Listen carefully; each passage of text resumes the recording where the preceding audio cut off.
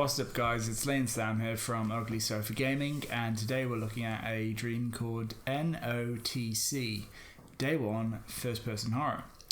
Alone in an old cold cabin, a reclusive hunter is hunted by the demons of a dark distant past. 3 different endings, which one will it be? Still a work in progress, but let's check it out. This game contains themes of psychological horror, bugs or glitches may be present, A for honesty,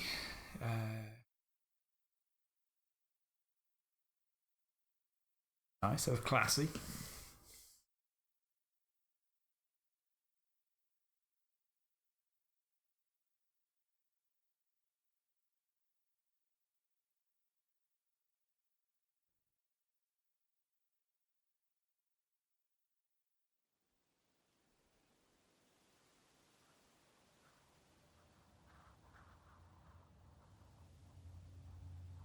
Press any button. Where's the any button? Oh. Whoa. I have a feeling the game doesn't think I'm very funny. The only one. Ah.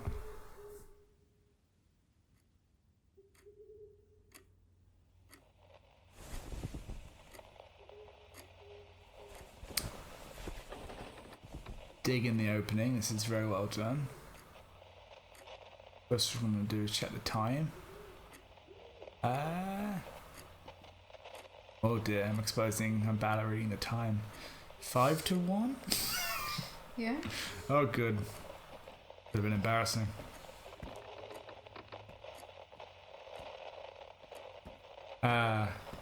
This guy might have some sort of tinnitus because he's left the radio on. Bit of white noise, help him sleep. Good lore building.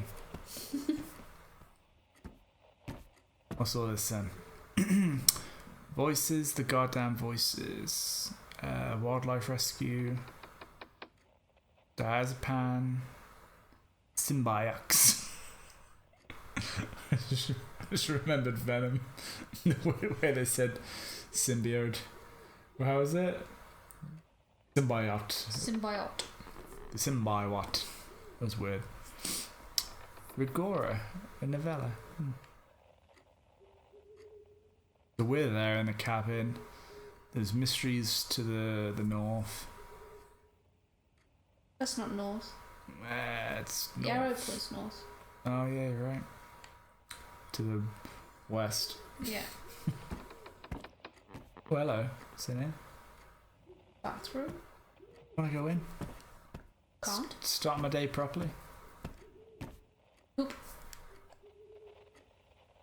There's a note on the table. I'd rather you read the note. I'm just testing all the buttons. There doesn't seem to be any buttons. Where's the note? Let's see. I'm done. Let the wind have it. What do you think that means? Don't know. Ooh. Hey. Bit of shotgun. That might come in handy in a little bit. Right. Oh. Trapdoor. This is really well done. Can you read the book? I don't believe so. Can you leave? Oh, you can read the book. By the time Rigora hit the city, it had swallowed 80% of the planet and showed no intention of backing down. Europe was the first to go, the whole population of France turning to stone within a week and 2 days. Then it snaked a tentacle through Spain to Morocco, from Morocco to Algeria, and continued an astoundingly rapid march southward. It gobbled up all of Africa in 3 weeks while storming an unchallenged extermination campaign east of the globe like some invisible biological tsunami. In a matter of whopping 2 months, Asia was swallowed whole, China, India, Russia all included, South America, Australia after them. With all the CDC's efforts to tackle the monster, and NASA very much involved of course, all of the US were infected in just 5 weeks. No one knew how it broke out, nor what it was. It wasn't a virus or bacteria or anything of these sorts. Under the microscope, it looked like conglomeration of microfibers, and it changed from regularly during the little time scientists had to study it. Taxidermist of God. A New Zealand journalist caught it before his turn was up to be mummified alive. What? Ooh.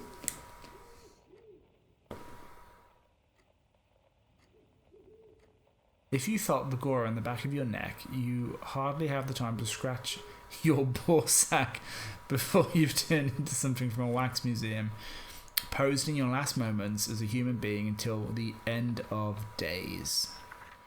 They say it started in a space research facility in France when an unmanned probe returned from Saturn. An airborne, ferociously contagious alien microbe with incomprehensible ability to transform and regenerate. The infected would hardly experience any symptoms. Mild fever, mysterious, invigorated sex drive. When you feel the calcification clawing at the bone of your nape, you have no more than a few seconds before you pause for good. What you do with these seconds comes down to how prepared you are. Most people either lied in their bed, sat down on their favourite armchair, or simply blew their brains out. If you don't manage the latter, Rigora would quickly hijack your nervous system and petrify your muscles in a merciless biochemical process that seemed at the time somewhat familiar in its effects to those caused by the rigor mortis to a cold, dead body. The French called it Rigora disease. Okay. That makes sense. Sales of thermometers, pistols, condoms, lazy boys, music players, and plush mattresses skyrocketed the few weeks preceding the official collapse of civilization. Why would it? Because of what they said before. About what? About the side effects. Oh, okay, yeah, makes sense.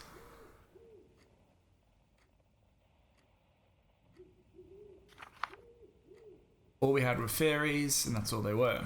No one ever came back to tell the story. From the outside, it was like being ripped out of your voice. The lungs continue to function for a brief hour or two, and then they sustain a meticulously regular rhythm. Short and tediously shallow, over the course of a week, your heart would slow down until it steadies to 1 beat per minute. Mysteriously, you live. The true story of Rigora, however, was in the eyes. Remain under their owner's control for a number of days. It's bad. Got you by surprise with your eyes shut, they will never open again. A popular question on the internet was, should I close or open my eyes when Rigora comes for me? Wow. That is so realistic. Yeah. Everyone Googles it. If you left them open, you could at least see, but with Rigora in control, your eyelids will never blink shut again, ever. How long before your eyes dried out? And if the blowflies, which were extremely bold and widespread in a matter of days, spotted your eyes open and decided to nest there. No. They loved open eyes. Turns out, by great majority, it was best to shut them. The major chunk of the global population were caught hunching over the screens of their smartphones, mainly in workplaces and shopping centres, or some box taking them from one of the two to the other. YouTubing Rigora, playing Rigora Rush, which was a manic frenzy for a time, or beating through Instagram for the Rigorograph of the day. Oh. Some were luckier than others. Soldiers of Swanston Barracks, unanimously paralysed.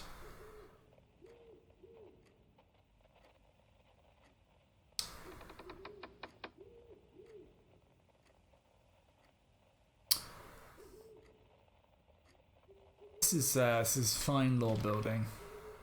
So this is what's actually happened, do we think? This isn't like a fictional book. I don't know. It seems like a lot of work for fiction. Yeah.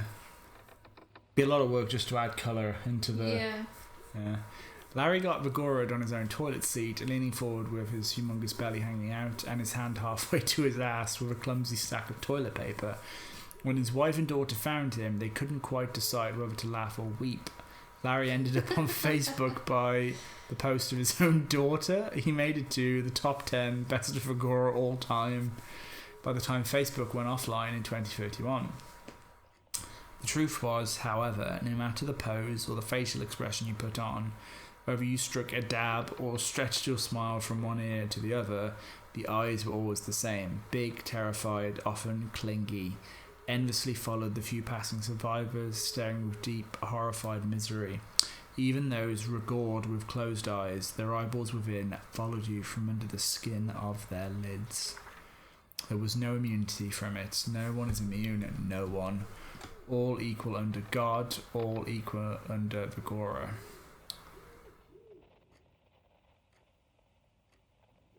Very valid question would be, how the hell did you get to live to tell about it? Rigora virtually spared no living thing. When Rigora came for me, I was up in my unit's living room window.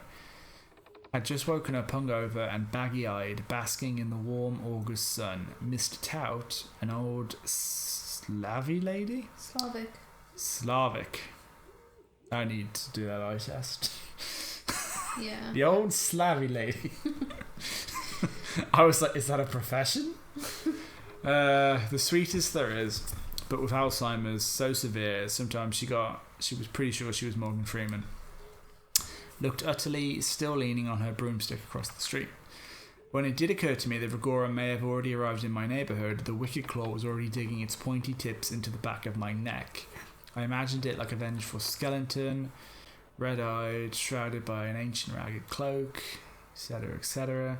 But when Rigora gets you, it makes a thought like that seem like a pink happy dream. The simple fact you feel every second of it, and the stiffness in your nape worms through you like some creeper vine from the deepest folds of the red roaring hell. Funnily enough, the gothic cloak, which happened to be so conveniently located on the corner desk just to the right of me, gave me a horribly accurate idea about how long it took for the Rigora to do things to one's body. 1 hour stiffness takes all. So hang on, so he's clearly like lived through this because he wrote this book. Yeah. Interesting. 3 hours, lung control starts to get off whack. 5 hours, onset of interminable feeling of suffocation. 10 hours, breathing reaches its shallowest point. Commencement of devastating chest pains. 19 hours. It began with a hard wave of staggeringly lucid visions, devils, etc. There was the smell, organic decay. After another, images flashed like layers on distorted film. Vomiting. A man holding his own severed head. This says more about him than the Rigora. Don't blame the Rigora on his own issues.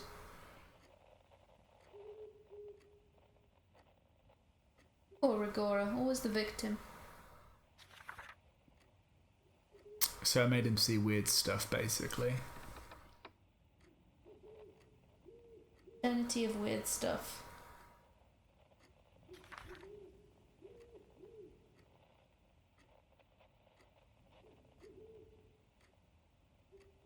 So we got Vigora'd.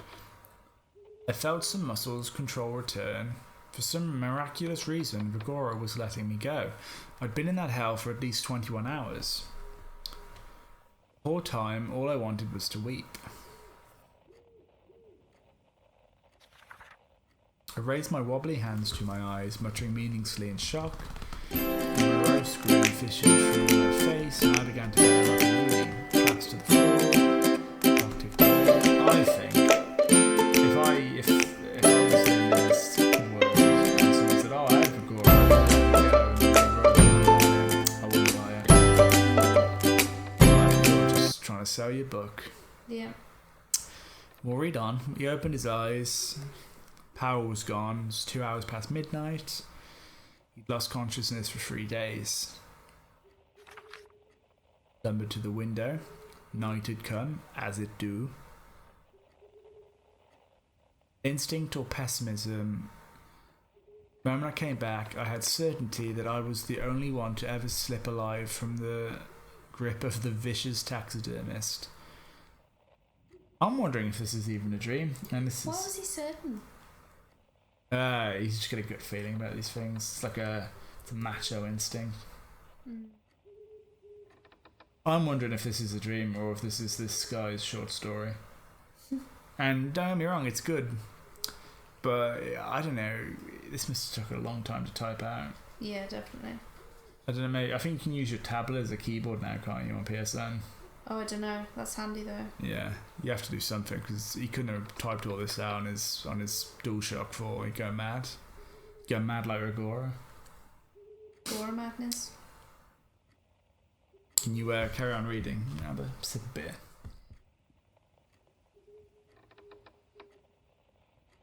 Something about Agora. Funny leg.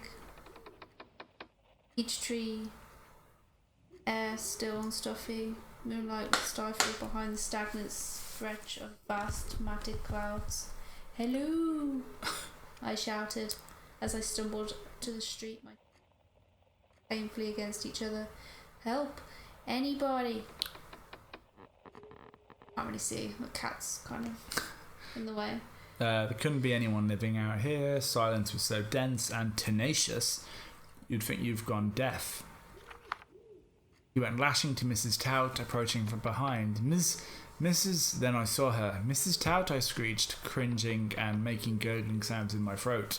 It was my first time up close with Ragora's work. It wasn't going to be the last. Mrs. Tout was long gone, deep in Ragora. Her eyes had gone reflective and murky. Her face was hard and bluish, waned and loosened by a frightful look of digestive helplessness. God, I cried out, stumbling back and shrugging my shoulders. My God, I will write a book about this. Then my eyes caught some light coming from the Hendricks house, and I hobbled to it in agony. Jimmy, I rapped on the door. No response. Jimmy was regored in front of his TV, while his wife chopped carrots and sweets. Next door, old Joe Herbert slit his wrists sitting at his porch with a shotgun on his lap. Nicole Henning got Ragora behind the wheel and crashed into this. I shouldn't laugh. After the Sawyers, I found myself just a corner away from Hyde Park. Couldn't bring myself to accept I was really being absolute lonesome. So is he the last one left? Last limping, grunting, my gaze bouncing maniacally through the blackness ahead. All I could see was a panorama of wide and deep darkness, surmounted by the shapes of giant glum trees hissing menacingly in the wind.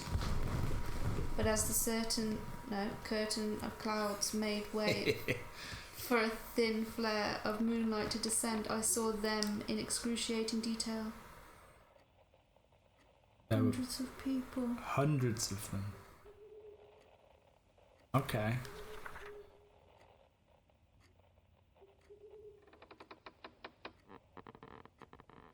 A man with splayed arms reaching out to his arched back, two kids hugging farewell, a shadow on its knees, some poor soul with both middle fingers stuck angrily at the sky, a pregnant woman with her chin against her chest holding a swollen belly. Jesus, I wailed to the silence, clamping my jaw with both hands, rocking back and forth like a shuckling Jew. Could almost hear the screams inside. Lord, the Elm Street. Along the way, infected. Next page. Very flowery language. The walk of terrors back to Peachtree was long and unforgiving. When I finally made it past the letterbox, I saw a disturbingly familiar shadow. No reply. My upstairs neighbour from 307, my sworn arch nemesis. She stood tall with her arms down, slightly hunched. Jenny? That you? I shouted, then gulped, as if I was Shaggy from Scooby-Doo. The beginning of Predicaments with Jennifer wasn't more than 5 years back. Oh, God. Before that, we were pretty good neighbours. Believe it or not, I sent her chocolate bunnies at Easter and she baked me cookies on Christmas Eve. That's nice. Knowing I'd always been a lonely waste of skin, she invited me over for Thanksgiving turkey once. Her 2 girls were there, her folks and her husband Nick. Bad luck, Orpha. But that was way back then, before she became a sour, evil swear word and a drug junkie. Something about a punk she saw behind her husband's back some swear word named TJ. Soon enough, the husband became the ex-husband. One of the girls moved upstate, and Nick won custody for the other. All that was left was TJ. Jenny didn't seem to mind. The partying didn't seem to stop. In the end, I was often imagining her brain like a lump of grey, bouncy matter. Why? Why were you doing that? When she wasn't doped, she would play something from the 60s as loud as she could. Billy Walker, Elvis Pasty, and the likes.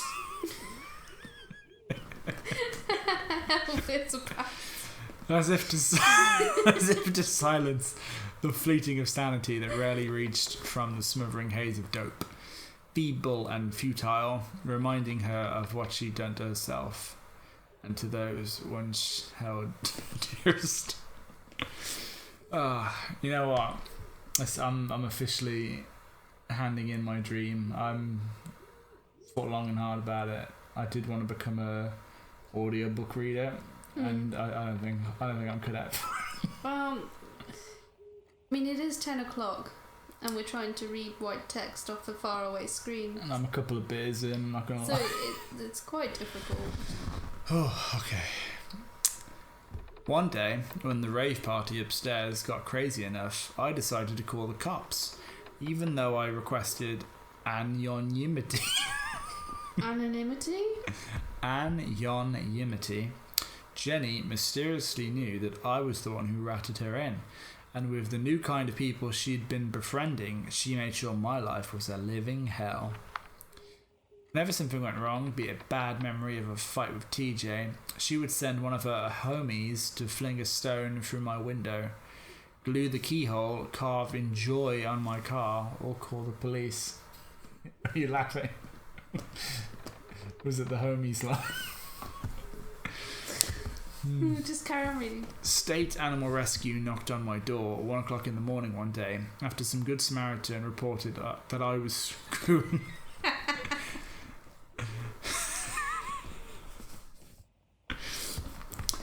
By means of retaliation, were much more benign. Lawsuits and calls to 911 and child protection, and the reprisals often came swiftly and cunningly, but I didn't give one damn. I had money, and I made it my life's mission to drag Huntley and her gang from one courthouse to the next. Do you remember when this book was about Rigora? Yeah. Now Jennifer Huntley was caught by the brutal justice of the alien scourge. Beyond good and bad, beyond connections and favouritism and personal preferences, I was merely a mistake. Nothing intentional. My recent diagnosis of that word may have been something to do with it. Who knows? I looked at Jennifer, squinting in the gloom. She looked different somehow from all the people I saw outside, eaten away by Rigora's soul-consuming terror. She looked rather composed. She stood in her jeans and her crop top, her dirty blonde hair cut in fresh, happy fringe. Even the way she stood seemed strange. The blue, black, white in her eyes were melted in the usual murky grey. The expression of her face was rough and malevolent. She frightened me. I even thought I saw her move a bit, but she did not. She was got at last, and that was the only whiff of joy I felt since the nightmare. Wow. What an absolute turnip. You got your comeuppance. Swear word. I barked, then spat between her feet. What? Despite all the pain and fear and everything else, I was gone. I was gone, kids. Oh dear. But decided I would take the time and shout in her face as loud as I could manage. Only then I got inside, grunting and huffing. A flood of vomit burned its way up my esophagus. I'm not going to wake up from this, am I? No, I wasn't. Rigora was real, and it was here to stay, and so was I. Why are you laughing? I don't know. Oh god, chapter 3. There is definitely no dream. If there's a full level after this, where I use that shotgun and we just see what's in the bathroom, it's going to be crazy. My recovery from the residue of the disease was long and a crippling phase of the tragedy. The swear word took the better part of my muscle strength, and bless you, and that was the cat sneezing, blew my neural coordination to rack and ruin. Oh, he's gonna go again. Oh, cough it up, boy. There you go. Visions in my left eye were skewed and blurry, and the eyeball itself was almost as cloudy as they were inside the head of a typical rigoral subject. Should I had stayed there for another day, I would have gone blind in both eyes for sure. Then there were little things. All that said, the chiefest of all my nightmares was the possibility Rigora would one day return, fossilizing me. Yeah, it's fair. It's fair fear. So, my good self and my 9mm Beretta, a handgun I pried off the hand of a rotted police officer, utterly inseparable for months following my resurrection. Yet, even that was enough. What if it comes back while I'm sleeping? I had to think of something. After nearly a week of sleep deprivation, I found a way to time a Semtex device that would sit under my bed. If I don't turn it off my midday, it would take care of business. May seem crazy sleeping with a bomb under your head, but God knows, ever since the ingenious idea, I was sleeping like a baby. After I got that out of my head, I was consumed by a perplexing moral problem: the infected. I was utterly alone when Aurora came. Oh God, I'm losing my voice. I had no family anywhere, and I'd willed for everything that I owned to be donated to UNICEF when I died. But even the few distant people I so shallowly knew... Shallowly? As the only surviving member of my species, or any other species that isn't green, really, I was encumbered by a grinding sense of ability and responsibility. I knew very well the sorts of nightmares those people were having. I'd seen them firsthand, and now I was literally the only one who could do a fart's worth about it. Whoever I once knew, they were either rigored or dead. Alive? Not a chance. Not on the island, at least. This is the moral problem. So he's grappling with killing them all. Yeah. The ones he knew, at least. I think he should just put them all in a room, them away from flies. Killing a human being. Try and leave the island and figure it out. Okay, he's decided morally it would be wrong to murder. So he decided to leave them. The months passed and the world moved on, indifferent of the calamitous end of everything that once walked, glided, slithered and swam within its motherly grandeur. Neither alive nor dead, the infected stood motionless in the blind paralysis of their new silent world. As for me, I lived on, clinging by a waning thread of sanity. Our feigned dominance of nature began to crumble in a matter of days. Underground drainage water flooded on the low side of the city, and other stuff happened. Carpets were ruined. Half a dozen months, and buildings were already looking like a giant gravestone, clawed and fissured by all manner of vengeful creepers, smothered into hungry disrepair. The kind of growth you'd expect to see after a decade or two. Mutation or something. Rigora had something to do with it for sure. Bad smells, lots of wind. But he lived on. His only focus at first was to survive, nothing more. He raided supermarkets and pharmacies. But the more his body recovered, the more depressive my loneliness grew. Just 4 months into that hell, I was waving hello, bidding goodnight, and having deep conversations with the infected. Now that's weird. We know they're still conscious and around. Mainly Mrs. Tout, James, and Emily Hendrick. I can't read that name. Shmishmir? Shmishmo? We're going to call him Vildu. Shishmir? Vildu was a Bangladesh security guard. It's not his name, I can't read anything. And a very strange guy. In good way, mostly. I typically run into him during my lunch, breaking at the mall's food court, and he would say the oddest of things. I think that's a typo. Apart from the 10 times he told me he could swear that his name was the only reason he'd never got promoted to assistant manager. He'd be randomly saying things like, curiosity will bring the end, or Miley Cyrus and the Venus flytrap are some compelling arguments that God didn't exist. Hell if I knew what he was talking about. Last thing I remember him saying is that to transcend towards godhood, one must first strive to be completely silently and utterly still. I wonder if he still hold on to that idea. I found him later in the moors, once a fountain, calmly frozen, with his eyes shut, a can of Coke Zero in his hand.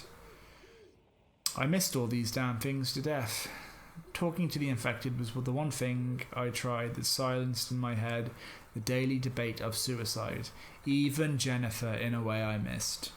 One October night, when winter had begun its parade across the land, I awoke from the middle of my sleep with a bizarre but impetuous resolve.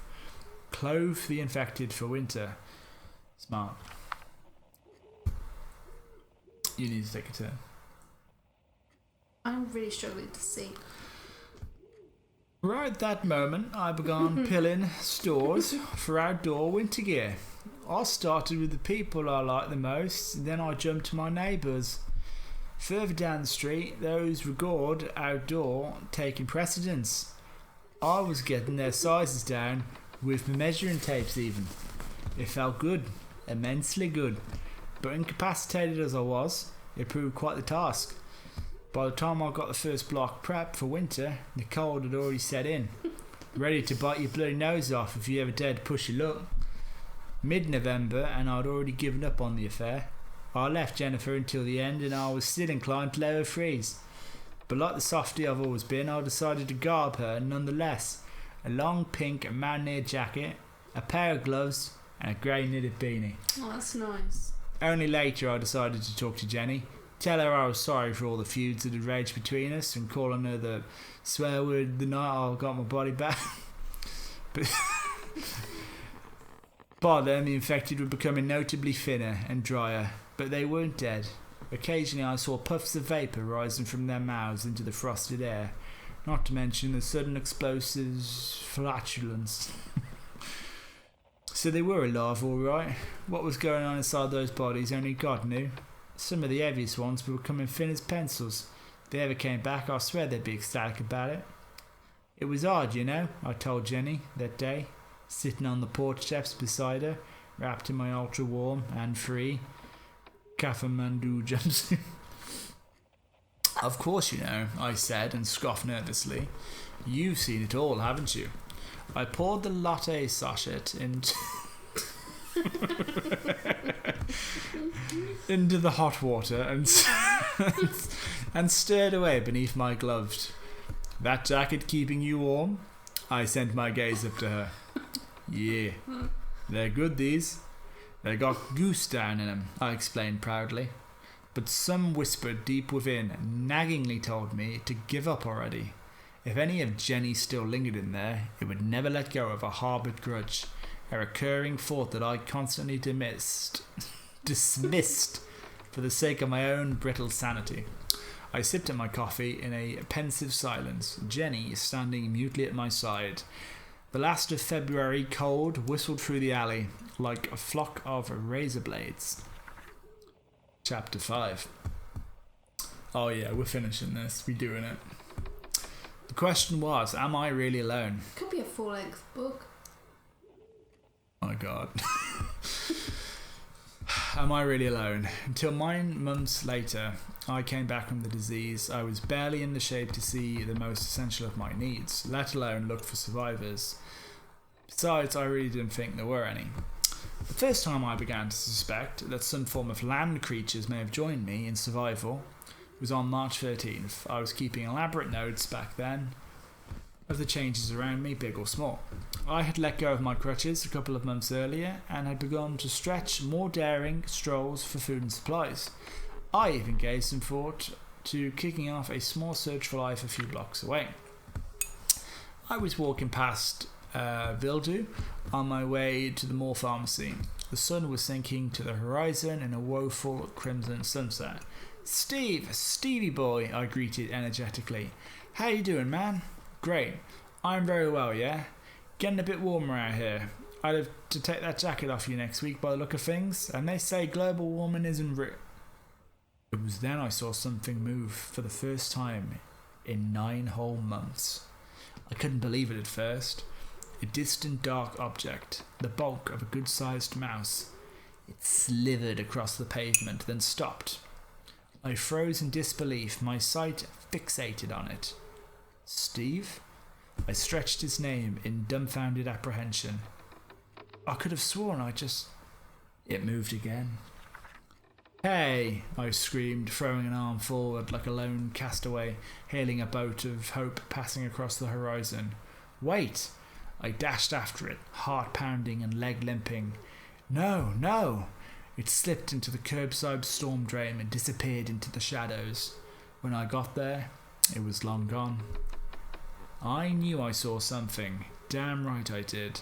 After months of absolute stillness, your eyes would spot the slightest motion that isn't a leaf dancing in the wind.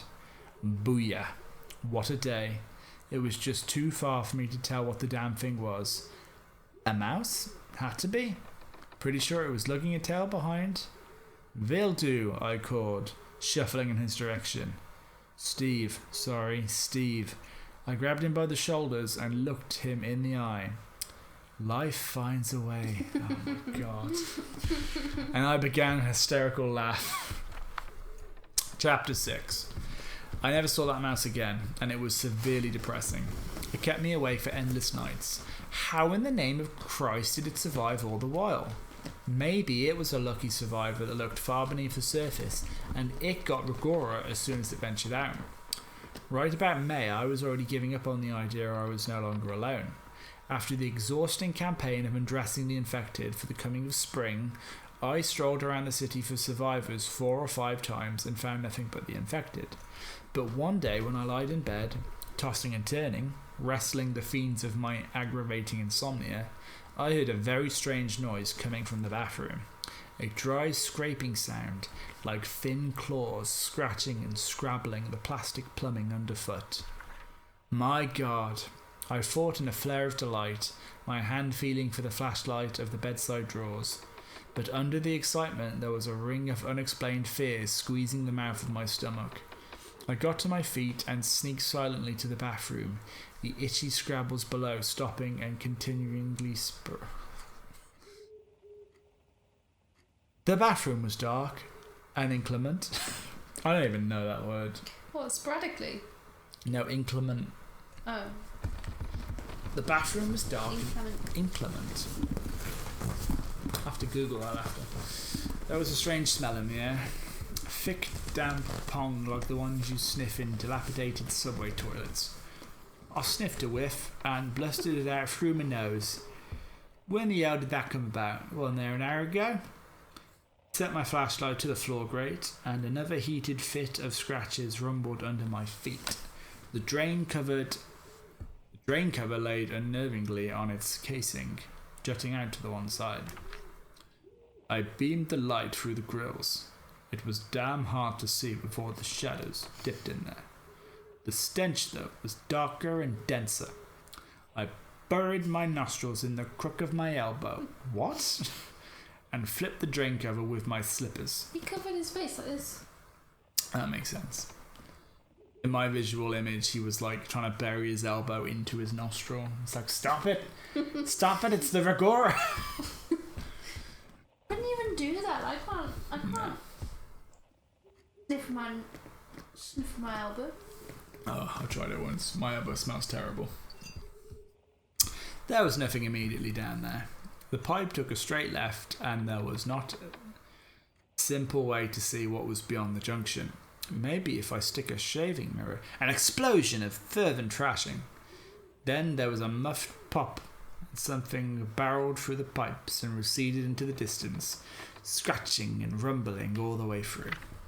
Froze in the darkness, gulping my gaze, I pounced to the floor and nicked the cover, slammed it onto the grate and twisted it shut so tight I felt my fingernails buckle. What kind of mouse in the name of God is fat enough to get stuck in a 5-inch pipe?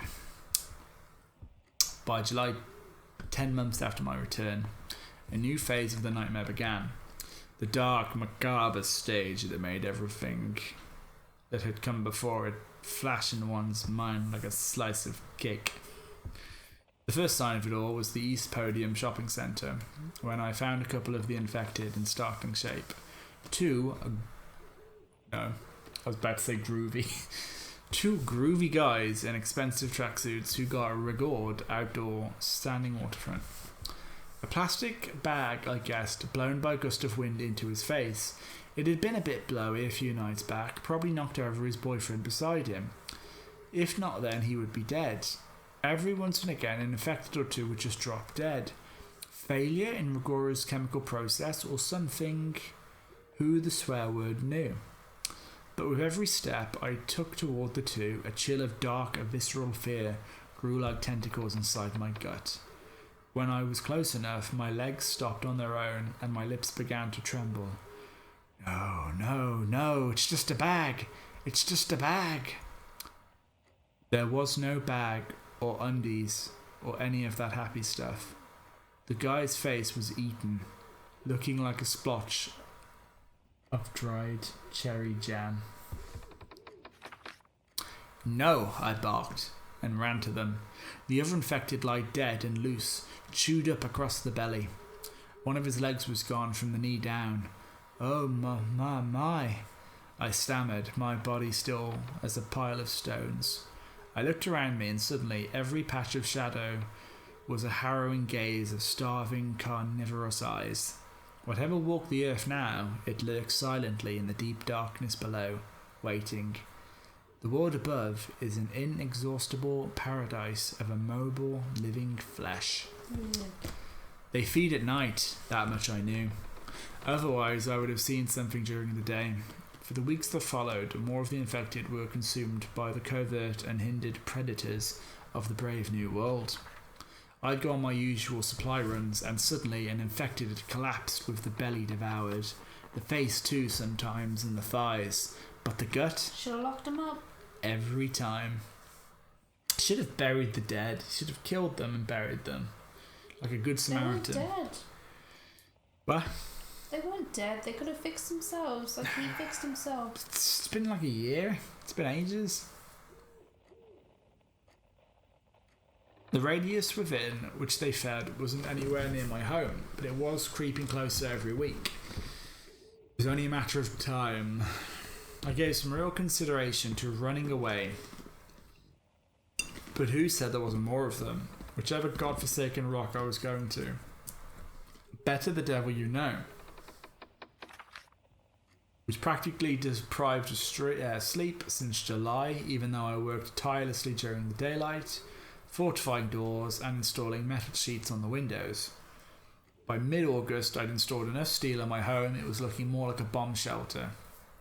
When I closed my eyes, I saw an army of 12-legged, silver-skinned, crawling alien creatures whipping a mess of tendrils around my face and hauling me into the primeval darkness of the gutters.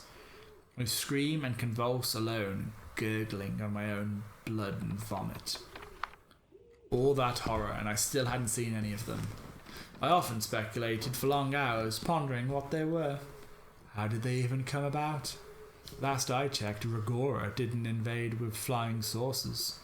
The theories were many, but eventually I concluded they were being cooked inside the tummies of the infected. You're doing your Varys voice. When it was time, they would pop out and slither joyously to the sewers.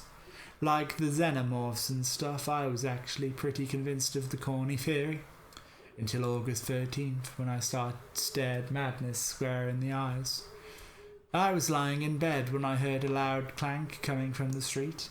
The way metal rubbish bins banged against concrete when street cats tipped them over. Want to take a turn? No? Okay. I had never heard anything so close before, and that night I happened to have just the right mix of courage and curiosity to get out there. I went out there, and at the porch I asked Jenny if she heard it. Told her I heard it too. Jenny, did you hear it? You hear it, Jenny? Can you imagine Jenny there, conscious, and he's like, "You hear that noise, Jenny?" And then she's just like, shaking her head. So I hate this guy. I hate you so much. So, He left his house. There was trash. Swimming him in the face. Oh, here we go. The corner of my eye glimpsed it, and a wrecking ball of adrenaline blasted through my chest. And I really did believe that I was the only earthling to survive. I was horribly wrong. Some things had survived Regora, and more than survived. Evolved, rather, in the simplest yet most horrendous ways an imagination can conceive. Cannibals. It was a cockroach. An American dark maroon cockroach. The size of a large raccoon, crawling wobbingly up the wall, its gigantic feelers whooshing through the muggy air like a pair of rubber whips. Whoop, whoop, whoop. The tempest of fright and goosebumps thundered through me, mangling a choked whimper through the gnashing teeth. The roach stopped at once and lopped its head in my direction, puffing its thorax and lifting a foreleg off the wall and eyeing down from under it as if, who goes there? Me? I didn't shoot or scream or blink even. I dropped the gun and I ran. Ran awed and eyed as a kitten on its first day against the perils of the real world. Aluminum bins clattered chaotically behind me. I drifted to Elm, stumbling as I picked up the run. Usain Bolt. I got to Peachtree. But when you have a colossal bug on your 6, the simplest action of aligning the key and shoving it in the slit becomes damn tricky business. My hands were sweaty and shaky, and the keys were slipping between my fingers like a son of a swear word. Come on, you swear word, I screamed, spitting and blubbering. The key was in. I stormed inside, kicked the door shut and started to contort and wail. I glared frightfully through the glass. There was no cockroach that made it after me, just Jenny. The outside world was swallowed by a new manner of abysmal darkness, the reign of the roaches. Chapter 9. From the safe isolation of my bunker, I listened as the roaches wreaked havoc upon the defenceless world. Sometimes I even watched, short, hesitant glimpses that often ended in tearing regret and terror. The bugs that have seen the dinosaurs come and go have made it with their lives once again, bigger, stronger and badder against the vastest calamity the living world has ever known. I hear them wallowing in the rubbish, climbing walls and pattering rooftops. I even heard a brief droning noise bullet by. What? It made me want to retract into my own body like a turtle. I like turtles. But as absurd as it seems, sometimes I found myself mulling over the thought that at least something from Earth made it. When you're this deep in the nightmare, you will rummage through blood and corpses for anything remotely positive. The gun, otherwise, is always calling, with its sweet and sour offer to end it with a pull a trigger. I could go for some sweet and sour. A couple of chips. That's what I want. If you do end up taking the easy way out, mind you, the guy upstairs will be waiting to fry your ass for all eternity. Soon after the deranging face-off with the bug, I foraged into the department store for long-life foods and effectively shut myself in all the way until winter. Those few times I couldn't miss how much fewer the infected were, dead or disappeared altogether. Amongst them, the very special Shishmir Val Maxon vanished from his usual spot, leaving behind his can of soda and a long, thick trail, scraped blood, plunging into the curbside gutter. Swearwoods took a slice of me with him down that drain. Not long after, I witnessed the end of Sweet Mrs. Tout. The crispy noises came from the street and the very last thread of dusk. I slammed the shutter back down, clasped my head with both hands and curled against the wall into a sobbing ball of hurt and helplessness. Why? It was the last time I ever saw Mrs. Tout. All I was left with was Jenny. Not Jenny. I was transfers to hell. There was something very different about Jenny. For the life of me, I couldn't figure it out, no matter how much I speculated. Regardless of how cocky cockroaches got, and they were real darn cocky towards the end, they wouldn't do anything to Jenny. There was something about her that made her more than just inedible. I saw it with my own eyes from my living room window, when a fat, juicy cockroach nearly the size of a German shepherd crawled carefully to her. When it got over the steps and was within inches from Jenny, it made a very sudden stop, almost backing up a bit, as if prickled by some primal instinct to consider the minute possibility that it was that time at the wrong end of the cannon. It didn't simply go away. In these parts it was the boss. It slewed forward, then raised a foreleg and poked Jennifer in the torso. The very moment that leg landed, the roach took an instant step backwards, paused for a second, and then the strangest thing happens. Happens. I took a swig a bit. The roach jolts. It takes a backflip of panic, lands on its head down the steps, tossing and thrashing. It then flicks itself back up in terror and bolts away in a mad zigzag, freaked and frenzied as if barely dodged the stop of the boot. From my window I watched, gaping in shock and puzzlement. I had a close look at Jenny in the light the following morning. She had shed a few pounds and her skin was almost peeling dry, with an underlying layer of thin blue. But that had been the case for quite a long time. It was no different than any of the infected. Whatever happened with that roach, I never quite wrapped my head around it. Not until winter. One thing that didn't change about the cockroaches was their game plan for winter. Teeming in the dank, dark shadows, underground feeding and breeding until the return of the ample sticky heat. Only this time it was probably in subway tunnels rather than manholes and basement drains. So the nights got cold, they were less and less. Another week and I was confident enough to leave my lair.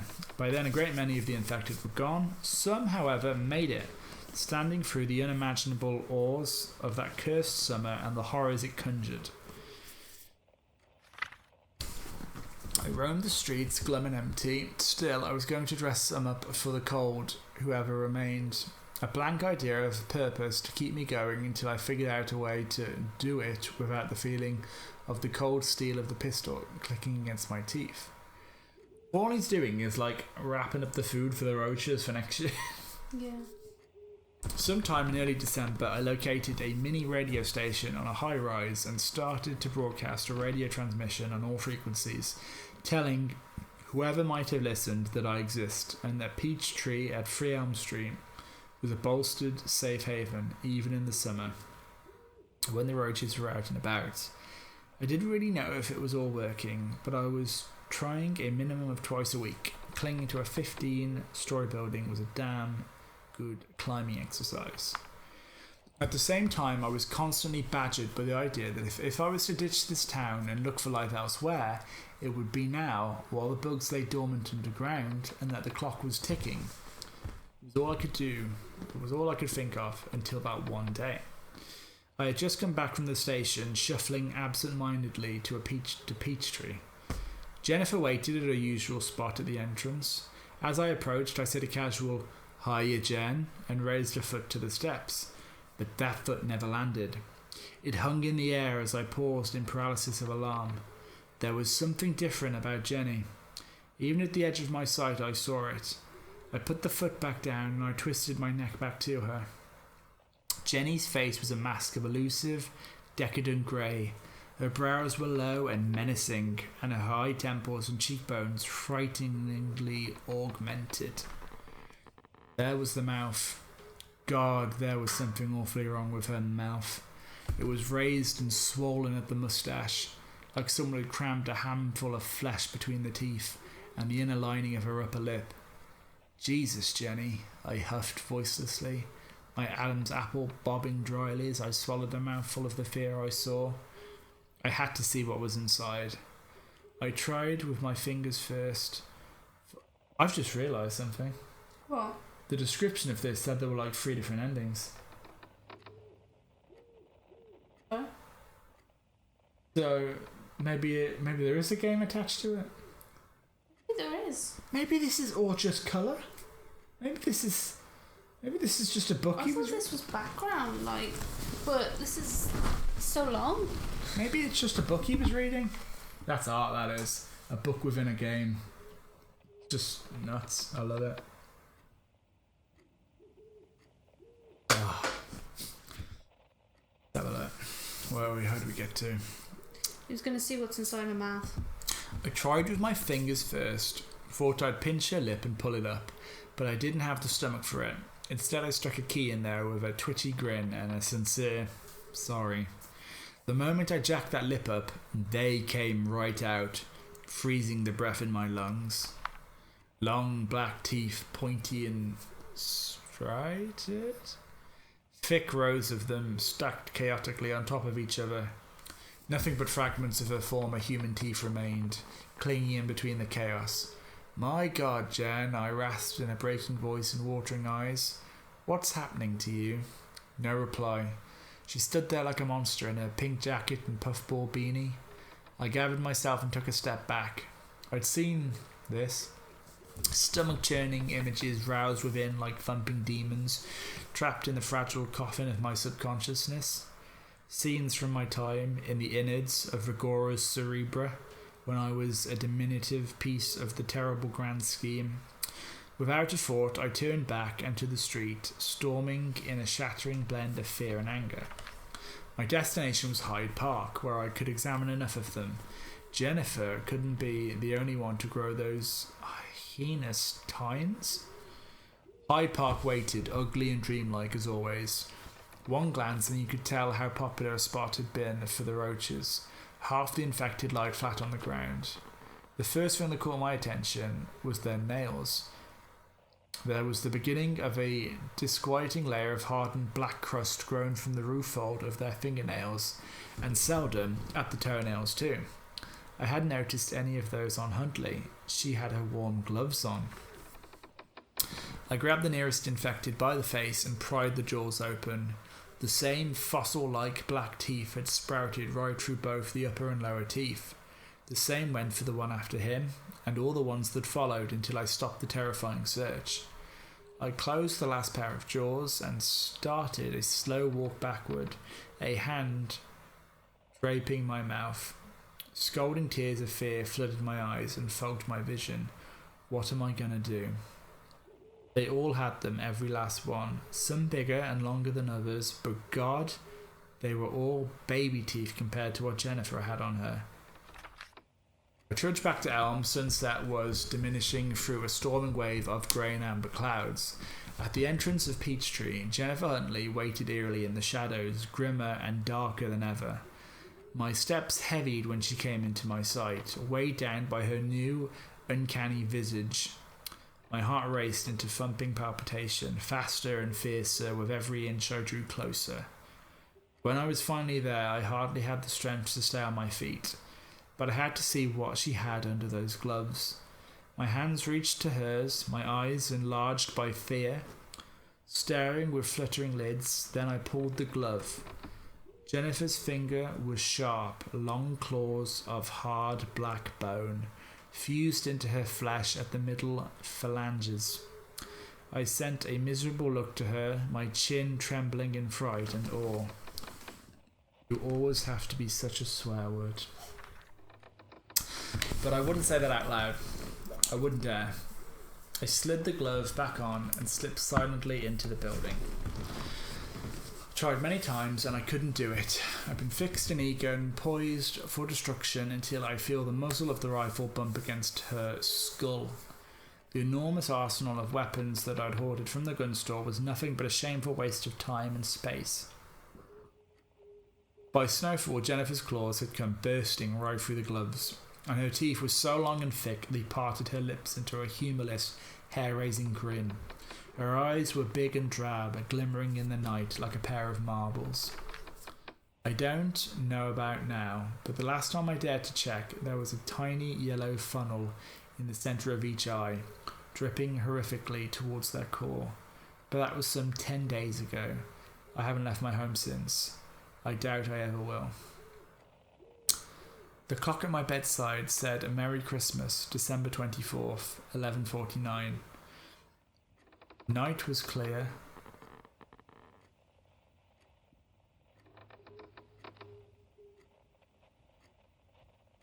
It did feel like Christmas, the cold annual reminder of my soul-withering loneliness that shadowed my every year like some relentless congenital disease. I was going to drink the night through, like I always did on Christmas Eves, even before Rugora's apocalypse. Bourbon, I thought, oblivious of the dimension of the nightmare that was about to unfurl. It began with the gentle pick strokes of the guitar, a shockingly familiar song ringing through the hollow veins of the building. Something from the 60s. It made my heart implode in my chest in a hurricane of deep terminal fright. My bourbon slipped from my hand and shattered under my feet. The music came from 2 stories up, you see, from 307, the dead, sinister home where Jenny once lived, laughed, and plotted. The vocalist started a slow stretch of "Oh, oh," then Billy Walker began to sing, his thick, happy voice like a dark messenger of a new, malignant horror. Well, hello there. My, it's been a long, long time. How am I doing? Oh, I guess that I'm doing fine. It's been so long now, and it seems it was only yesterday. I made the dreaded walk through a crippling fit of fear and shiver, and I peered out the window. Jesus, Jenny. Jenny was gone. The entrance door was flung open. On the snow lied a torn pink jacket, a pair of gloves, and a grave puffball beanie. Gee, Billy said. Ain't it funny how time slips away? I think that's it. Wow. Yeah. Oh, That's the book. So apparently you can read it. not a bad book. I'm going to take a sip of beer. I'm going to compose myself for a second, because was that actually an hour? That was an hour. I was not prepared for that. No? Unexpected? Very unexpected. And that's where you go on Ugly Sofa Gaming. You get the unexpected. Hit that subscribe button.